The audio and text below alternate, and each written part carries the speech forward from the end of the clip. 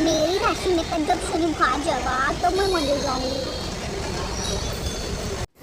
तर हॅलो, हा आहे सॅटर्डेचा vlog. As usual started with chai. आणि आज होता माझ्या मोठ्या बहिणीचा हॅपी बर्थडे. मग मी आणि माझी आई तिला व्हिडिओ कॉलवर विश करत होतो. तुम्ही पण विश करू शकता कमेंट बॉक्समध्ये. सॅटर्डेचा काही स्पेशल प्लॅन नव्हता, त्याच्यामुळे मी माझं राहिलेलं एक काम करून घेतलं घरी बसूनच. आणि दुपारी मी विसरूनच गेले की मी आज जेवण नव्हतं केलं.